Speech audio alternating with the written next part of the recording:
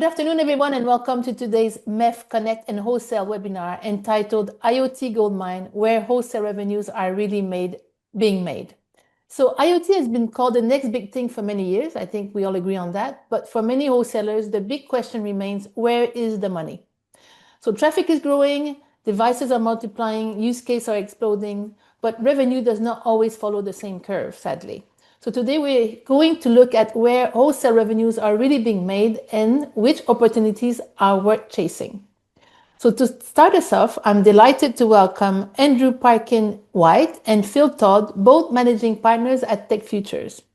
They will introduce their analysis of more than 325 enterprise IoT use cases and show us where the real IoT goldmine may be hiding. So Andrew and Phil, the floor is yours. You can share your presentation. Thank you. Let me just get this up on the screen. Go into. So does that come up okay? Yes, all good. That's fantastic. So thank you very much, Isabel. So we're going to talk through today very briefly about some of the analysis we've been doing on IoT use cases. So one of the things we've been doing over the last couple of years is working with MNOs and MVNOs around where revenue growth seems to be and where they are looking for it. And our role in all of that is to help direct them to where we see those opportunities. But one of the things we always get fed back from our market interactions is that IoT is a complicated market. Obviously, there's a lot going on. And it's hard to know where to look for growth and the right sort of growth and where the revenue is hiding. And the way we tend to look at it is to understand it in three sort of dimensions for clients and companies that we work with. There's an issue around where companies have already got experience, where they've got track record, where they can show that to prospects, but it's also got to fit. That's also got to fit in with their own aspirations about market growth. What are they trying to do? Are they trying to move into new areas? Are they trying to exploit what they've done already? And then lastly, you've got that market consideration of competitive intensity.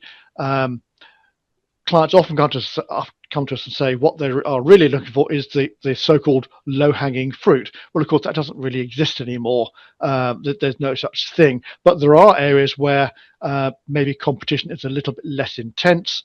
And the ideal for most clients is to try and find that magic area where they've got some experience, it matches their aspirations, and they have a good opportunity to compete effectively. And that is where one would ideally find those best fit opportunities in terms of use cases or use case clusters, if you like. So what we've done is to create a database or a matrix, if you like, of over 325 at the moment, enterprise cellular IoT use cases. We tend to analyze these in the fairly traditional way in one aspect of the normal sort of vertical sectors and subsectors. We've got 12 verticals and I think 47 subsectors that they all fit into at the moment. But importantly, we also look at, for each and every use case, what IoT is actually doing in that instance. Is it just saying, here I am? Is it saying, this is what's happening? Is it saying, I'm sensing the environment around me? Is it helping a transaction? Things like that. So there are 7 functional domains in which IoT can generally operate. Often they do more than one thing, but a use case tends to have a key area of what it's doing. And for each of these use cases, we've developed a set of metrics that primarily look at the competitive intensity. So we're looking at what's the level of market noise around that use case? How easy is it to enter that use? What's the barriers to entry? Things like that. And on the revenue opportunity side, we look at things like what sort of ARPU is involved for a particular use case. How many devices are there out there? So there's a volume issue. And we also look at that sort of growth trajectory to try and get an idea of it may be big today, but is it something that you want to look at even in the medium term. So we do all that, and when we look at that, what we get at is a sort of a landscape here, which we've created sort of a summary view of. So here, what you can see along the bottom axis is this concept of competitive intensity. You've got high competitive intensity over towards the left, moving across to lower intensity as you come across to the right, and the revenue opportunity increases as you go up the landscape, if you like. What that means is in that top right hand corner, that top right hand quarter almost, is where you've got lower competitive intensity but higher revenue opportunities. That's where the most attractive use cases are. So what we've done here is to map our 320 odd use cases onto this. The darker the circle, the more use cases tend to cluster. So you get quite a spread like this, but what it allows us to do is to say, well, actually, there are certain use cases that tend to sit more towards the top right. Those you would think would therefore be a better opportunity.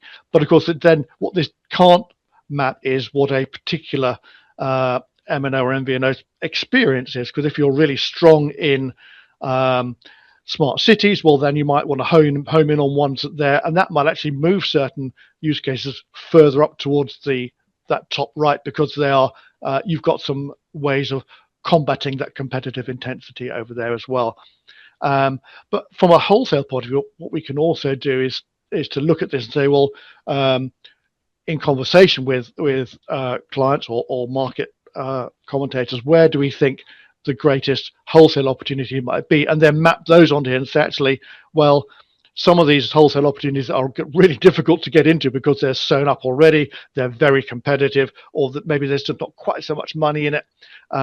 Other use cases might be much more attractive because they are easy to get into. There's more revenue there, so maybe those would sit more up towards that top right. So it allows us, using this sort of a view, to prioritize where any particular MNO or MVNO where to look for revenue growth. Bearing in mind we've got that built into this is that sort of idea of the growth metric as well. When we look at this overall matrix that we've got, there are a number of areas which we can see that it can start to help us answer. I've highlighted a few here in red that I'll pick up first, and I'll hand over to Andrew as well.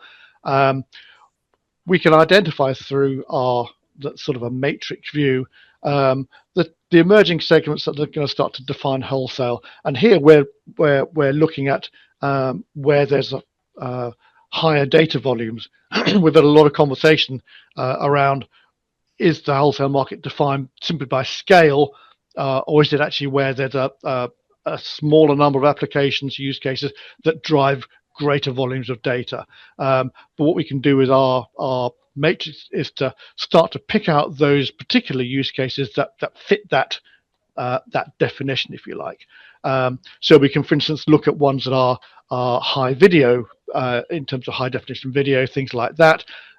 We can conversely also say, well, actually, where are the use cases that drive really high unit volumes? There may be lower individual amounts of data per device, but there's a scale argument in there. So we can look across our whole sort of ocean of use cases, if you like, and say, well, actually, there are things in here that are quite interesting. So one could use that to, for instance, create a growth strategy which combines high volumes of devices but lower data. So if there's a lot of scale, but there may also be some peaks in terms of smaller use cases but have a higher amount of data. So one could actually blend that approach by picking the right sorts of use cases. We can look at things like technologies that use cases use. For instance, I've highlighted there things like 5G RedCap. We can look at, say, across all our use cases, say, well, what technologies tend to sit in certain sectors, in certain IoT functionalities, if you like. And we can also say, well, just looking at the revenue opportunity, which are the biggest ones? And how does that fit into an overall sort of business strategy? And Andrew, do you want to pick up some of the other ones as well? I think we'll just move on. We're going to do a sort of a bit of a deeper dive into a few of these areas. So if we move on to the next slide.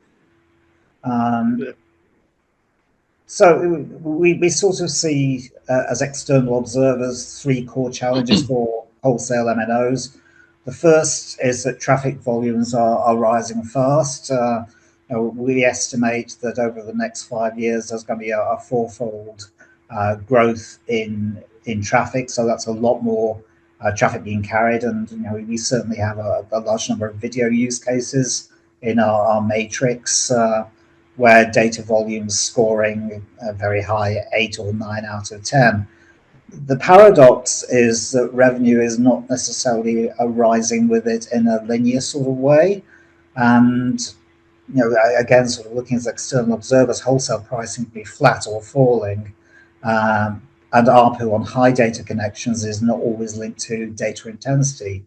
And the gap seems to be widening with every quarter that passes. So that draws us to the conclusion that the mix is shifting underneath both MNOs and MNO wholesalers. And we sort of also make the observation that some of the high growth, highly attractive segments are not necessarily in sectors where wholesale teams might not be fully engaged. And kind of lower growth segments are dominating today's revenue profile. And over the next 5 years, we think this mix will be very different. And the sort of overarching conclusion is that a wholesale MNO that really understands the use case markets will tend to outperform those that don't in achieving revenue growth goals by 2030. If you move on, please, Phil. I would just add one other comment on that. That I think one of the things that we've seen as a result of the work that we've done is this idea that there's an adjacency in opportunities sometimes that jumps out from sort of mapping use cases in that sort of matrix view. So if you can, as that line at the bottom says, if you can understand use cases, you can also understand how use cases tend to group together. So going after one area allows you an easy sidestep into other opportunities as well. They're not discrete use cases. They're often things that if you're doing one thing, it opens up relatively other relatively easy opportunities that you can then move into. And if you can understand that as well, that becomes part of that sort of growth strategy, if you like.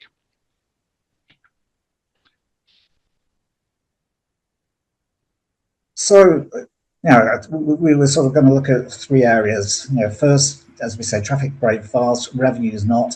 How long is this sustainable? So, we've got some 68 video capable use cases in our matrix, and the wholesale SIM powering most of these.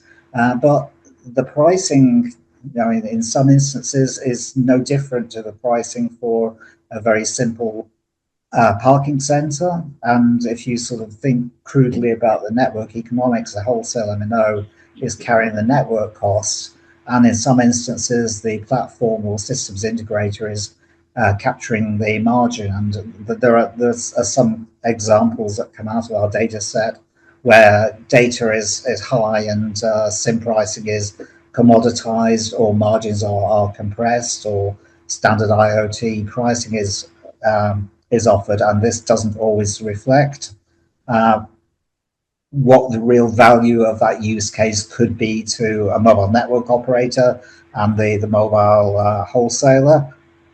So the broad conclusion, and we'll pick up on this later, is tiered data wholesale pricing linked to use case data intensity. And the use cases we have in our matrix that are scoring 7 to 10 out of 10 should be carrying a premium wholesale tier, and not be sort of priced too cheaply. Move on to the next one, please. There we go. And we sort of see the same lessons being repeated, and we've sort of pointed out that there's a bit of a commoditization, get my words out, pattern. So we see something like in smart meters as it looks a very attractive market. Millions and millions of connections, which look very good when you're doing a board presentation. So there's a high initial volume potential, and the OEM can tend to integrate connectivity, and the platform can be locked out as a channel, and the CSP eventually becomes a commodity SIM price provider, and ARPU collapses to 1, 2, 3 out of 10. And some markets have already gone. So if you're thinking about smart meters, heavy vehicle compliance, e-call, and some markets are actively commoditizing now.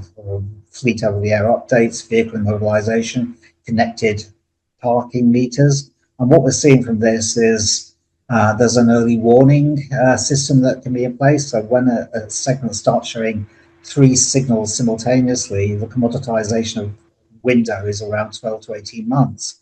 So when there's a relatively high volume score, ARPU score is lowering and growth is moderate. So next one, please, Phil. And I think the other sort of thing to bear in mind as a wholesaler is that not all your MVNO partners are necessarily equal, and we see that there'll be a shift in which are the strongest business models in 2027 to 2030. And there are a number of MVNO models that we've identified as durable. So those might be in the areas of defense, healthcare, oil and gas, and agriculture. And there are certain MVNO models that we see at risk at present around consumer wearables, fleet telematics, horizontal applications, and smart buildings. And this is mainly around the barriers to entry and how high or low they are, and what sort of ARPU levels they're generating. And as a sort of tactical exercise for wholesalers, it's scoring MVNO partners on the durability of their use cases that they have over time before signing up to agreements. So I think at that stage, we'll stop talking and let other people come into the discussion. Okay, thank you very much, guys. I'll stop sharing. Great. Thank you. Great presentation. Very good way to set the scene indeed. So I guess now we're joined by 3 industry gurus to continue the discussion. We're going to have a panel discussion. So I would like to welcome Cédric Mauviel, is VP IoT and eSIM subject matter expert at PCCW Global. Welcome, Cédric. Raphael Glatt, Chief Product Officer at A1 International Business. And last but not least, Sylvester Becker-Babel, Head of IoT Product Management at iBasis. Welcome, guys. Thank you for joining the discussion. Thank you, Isabel. Thank you, everybody. Great. So I guess to get us started, as I said in my introduction, IoT has been called the next big thing for years. So based on what you're seeing, where is wholesale IoT revenue really being made today? So maybe Sylvester, what do you think? Where is the money in wholesale? Where is the money? Well, we can first acknowledge that M2M first, IoT, and now travel is this business is growing, right? From a volume perspective, it has been a steady, long time to get to this growth place. But now for maybe 18 months or so, we have actual really big numbers growing in terms of volumes. That doesn't reply to your questions on the revenue itself, but indeed this is important to acknowledge that the travel eSIM is now lowering the barrier for the IoT and M2M business. So I think this is kind of a combined solution to get the market to stand up. Okay. What about you, Andrew and Phil? What do you think the money is for wholesale in IoT? I think we made the point that not all traffic is equal, and at an umbrella level, I think we say that wholesale revenue is being made in a surprisingly narrow band of the market. So if we look across our 325 use cases, there are some that are generating real commercial value for operators, and they tend to share 3 characteristics. So ARPU above average, moderate to low competition, and data volumes that share that justify a premium network treatment. So, focusing on those sorts of use cases will generate more revenues. Now, I think the sort of secondary question underneath that is not about revenues, but how profitable the traffic is. How much bandwidth is it taking up on your network, and are you getting a good return on that network usage? I think there's also a thing in there about the value of the data as well. That in some, if you can find applications where the data carries a real and higher intrinsic value. So, for instance, if you look at worker safety systems, for example, the data has a real life value because you're saving people and making their environments safer. So there's something there as well where there's an intrinsic higher value to the data itself as well as just the volume of the data. Okay. But I think also it's important to focus on, and the emphasis is on the wholesale part. So we speak about growing traffic revenue and the higher bandwidth, which is traditional, where we try to get more money. But in the last years, we see also the growth in number of devices, and wholesale is about volume. Volume in traffic, but volume in number of devices. And the revenue today is also in the number of devices you implement, you activate, and you charge, plus the bandwidth. And it's very important because the wholesale compared to the retail has a different approach. The retail will focus on a lot of other parts. On the wholesale, we're still there to as an enabler, and our business is to have that volume. More volume means more revenue. Volume at every level. Okay. So I guess it brings me to my second question. If you had to kill one IoT myth that is still holding wholesalers back from making more money, what would it be, Cedric?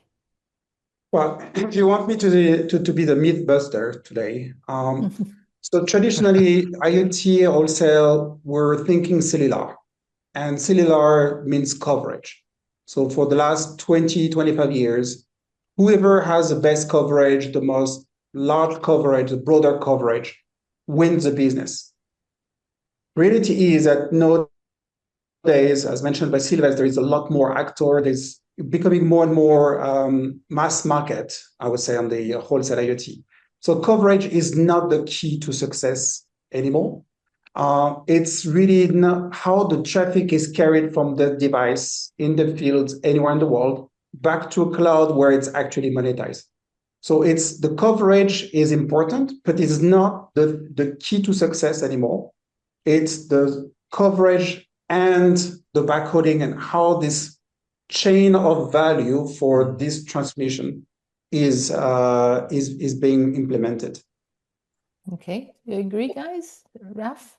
Yes, I would agree, but I would add also the other myth. For me, it's the myth of cannibalization that we always speak about, because every time you come with a disruptive technology, a new use case, a new way of doing business, the first reflex of wholesale, of MNOs, is very defensive. How will I protect what I have? And they're really seldom looking forward. And I think the myth of defense has to be broken. The IoT business is not something that will disappear. It is there. It evolves. It will adapt. It will change. You have multiple technologies, not only cellular, which is very important, but it is there to stay, and it is there, and there is a need, and there is a requirement from the market. So it's not driven by MNOs, by wholesale anymore. It's driven by the market, and there is opportunity in everything, but it's how to tackle that. But stop being defensive, because that's where you are going to lose the battle. Okay. So I like to, cause trouble with my panels. I like to ask difficult questions. So my next difficult question is the following.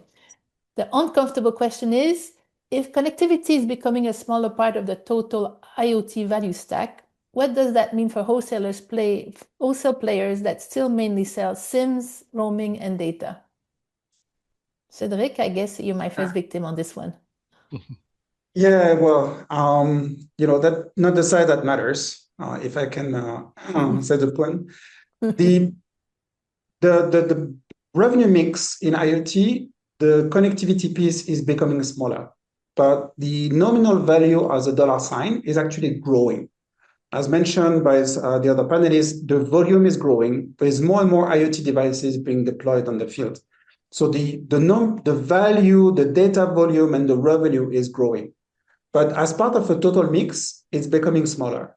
And one of the reasons that IoT is being dominated by all this AI company and all this cloud that collect the data from the devices and generate a lot of monetization from it.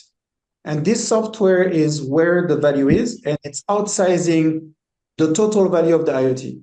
But yes, as a percentage, IoT looks smaller, but it actually has a nominal value in dollar sign. It's keep on growing and sustain the wholesale market. Okay. Guys, do you agree with Cedric? No, I don't agree completely. I think connectivity is becoming commoditized on that level. I agree. That it's becoming smaller, I don't think so, because it's really the enabler. It's still there. It's just changing. Connectivity is not about coverage anymore. It's about SLA. It's about quality of service. It's about interoperability with other technologies, satellite and others. And that part still has a lot of value. Dollar sign growing, traffic is growing. It's true that in the total IoT value stack, it's just changing because the definition of pure connectivity is not the same as the one that it was 10 years ago, and it's moving up. So it's just that it's not a smaller part, it's a different part because it's evolving. Okay. Andrew and Phil, you're looking at the wholesale business from the outside. Do you agree with what the guys have said so far? Absolutely. No, from the analysis that Phil and I have done, as Raphael said, if you looked at the connectivity as a share of the overall IoT value chain, 3-4 years ago, it was probably hovering around 12%. And without connectivity, the applications simply don't work. The use cases don't work. If we're looking now, you sort of see headline figures of 4 to 8%, but that's kind of a purely mathematical analysis. And I think what's missing from that mathematical analysis is exactly what Raphael was saying, that it's just one measure, and that a lot of wholesalers and MNOs are moving beyond connectivity and bringing in value-added applications that will defend their revenues over time. I think Phil had something to add. I interrupted him. I was just going to say that to pick up on Raphael and Cedric's point, it may be that the revenue from connectivity is shrinking, but the pie is getting bigger, if you like. It's a smaller slice of a continually growing pie. But I think it echoes back to some of the points we said earlier as well around thinking about both the slices of the sheer volume, because as Raphael said, this is about volume, but also where one can start to defend your slice of the market through thinking about value differentiation and competitive differentiation. I think someone mentioned SLAs in one of the earlier conversations as well. And I think that's a key thing as to how to differentiate what you're doing and tie that into specific areas of the market that you want to specialize in, and that starts to be defendable. So that was what I was going to add to that. Okay, so it brings me to think. Okay, if wholesalers want to move up the IoT value chain, can they do that without pretending to become software companies? Can they do that as wholesalers? Is that realistic, Sylvestre?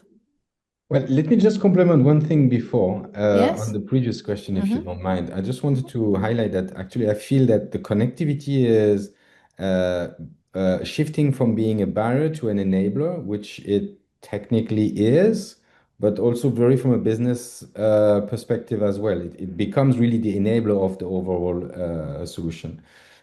Now, coming back to your other questions, I think indeed that the wholesale needs to move to really automate the wholesaling itself, to really make things in an automated manner to enable the negotiations, the traffic to flow in an automated manner, to charge and settle basically the traffic also in a fully automated manner. So that's the go-to path basically. Okay, Raf, do you agree? Yes and no. I think it's not a question of moving up the value chain. For me, the value chain is there, and the wholesale and the enablers is a big part of the value chain. and moves up automatically by adapting to the technology. It's not, we don't have to change to become the other. We just have to adapt with the new tools, the new possibilities, the same kind of offering, and to make it broader. Like Sylvester said, the automation goes to now with the new AI tools. We speak about software-defined network. It's about adapting your and optimize your network so that you adapt to each use case, depending on which one you focus. On the moment itself, you put more capacity where it's needed. You augment your capacity. You decrease your latency. You play with a lot of things, but the value change is still the same, and the role of the wholesaler is still intrinsically very basic as an enabler, and still remains as important, and adapts to it. Okay, so I guess it brings me to think, there's a piece of pie that you want to win. So fragmentation is both the curse and the opportunity for IoT, in my view. Where do wholesalers have a natural advantage to win a bigger piece of that pie? Cédric. You're on mute, Cédric. Wholesale market is reaching a point of maturity. So there is the market has been growing. There is more and more actors coming into the market, and we definitely need to differentiate ourselves. The other thing is the customer side is also evolving. They are more demanding, more specific in their request. So the wholesaler has to adapt. The fragmentation is actually an opportunity for the wholesale market to differentiate itself. There may be different wholesale IoT in the next 5 to 10 years that may look different from each other and serving different type of customers, different type of use cases. And as you mentioned, for specializing or going up in value chain, this fragmentation will naturally define a new value chain at the wholesale level that will be able to cascade down to the customers and really support the customers for their actual needs. And I think, for me, fragmentation is an opportunity for the market. Okay. And yes, Andrew, Todd, go ahead. Sorry, Phil, go ahead. I was just going to say, I wonder if fragmentation is actually the right word. There is fragmentation, but it's also an opportunity for, almost not quite the right word, but specialization, if you like. That I think as the market and customers become more savvy and more technologically aware of what they want, the conversation is less around the connectivity, which is obviously, as we say, it's the fundamental enabler, but it then becomes around what experience have we got in our sector that will make you stand out in this sea of other wholesalers that we could also talk to. How do you differentiate yourself? And I think that's through saying, well, actually, we've done a lot of work in defense or in retail and logistics or whatever it might be, or a functional aspect of IoT that we understand how that works. So we're the best partner for you. And I think that's one way of thinking less about fragmentation, but more about opportunity. Okay. Yeah, I think sort of building on that point, there's, you could argue that fragmentation might hurt wholesalers, but that's kind of one comment looking at a very long tail of lower value emerging IoT opportunities. But I think what the wholesaler brings to the party is that they can provide reach and they can provide commercial standardization. And by doing that, they can reach this long tail of potential IoT use cases and customers. Okay. And you mentioned opportunity a few times, so we go back to the money. What is the bigger commercial opportunity for wholesalers? Raphael, what do you think? So the biggest opportunity becomes the fact that you need to choose strategically where you want to focus and which market you want to address. The time of one size fits all is over. You cannot have one model addressing everything. So some will need global coverage, some will need analytics, but at the end it's a combination, and you need really to adapt yourself. And where I joined with the previous question, which is combined with what Sylvester was mentioning, is that it's very important to choose your battle. I don't believe personally that a wholesale or anyone can address every use cases, like Andrew and Phil were mentioning about the 325 use cases. Nobody can address them perfectly all of them at the same time. So you will choose your battle, you will differentiate that well, and there you will define what are the services you are going to combine to address that market.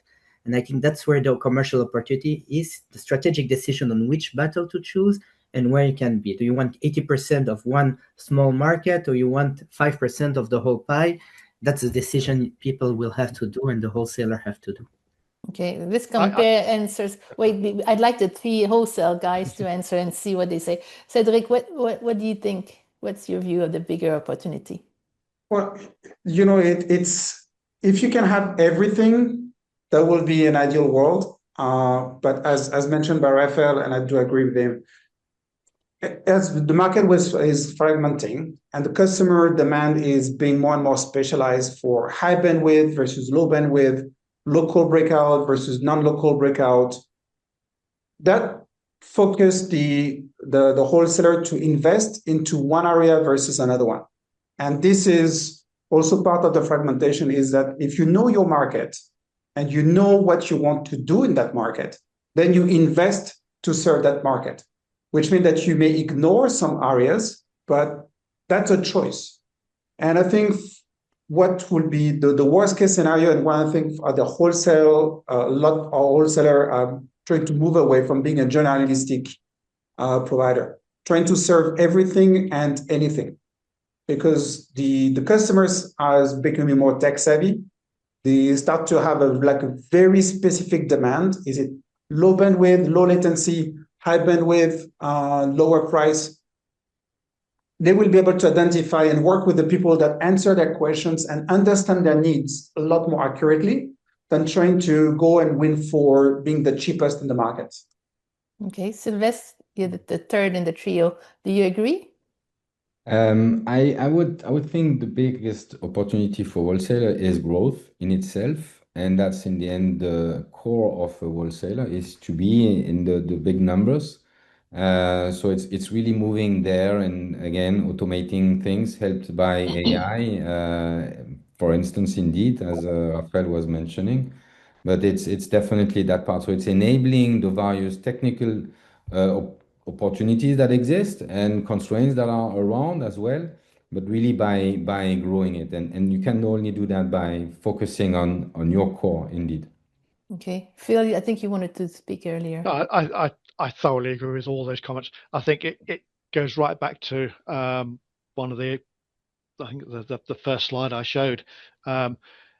It's the idea of picking your battles, finding where that, if it's all about growth and volume, find where that is in that huge sea of possible use cases and things out there. Where are those spotlights of growth, and identify those and build your strategy around those. Okay. And now, yeah, go ahead. No, I just want to add something, okay, just to keep in mind, we're talking about the wholesale market. So me as a wholesaler, I'm focusing on one market. But if I have a customer that wants something that I don't have, I can look into my other wholesale partners if I can use their services in order to serve my customer.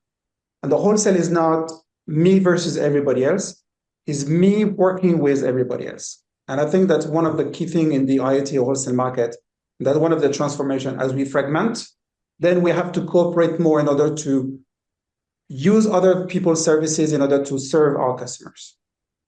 Okay. And I guess we haven't talked about the pricing model, and it's always been something on my mind, the wholesale IoT pricing model. So do you think the current pricing model is still fit for purpose, or do we need a new model based there on value, usage pattern, quality, risk, or something else? Andrew, what's your view on that? Yeah, I think pricing needs to get a lot more creative. I think, on the whole, there are still pricing models that have been knocking around for quite a long period of time and are not necessarily reflecting where the IoT market is heading. So, as with many things, not every megabit is equal. You've got some applications where they're absolutely critical, and those should be paid for. And I think over time we'll start seeing the emergence, particularly at a retail level, of outcome-based pricing.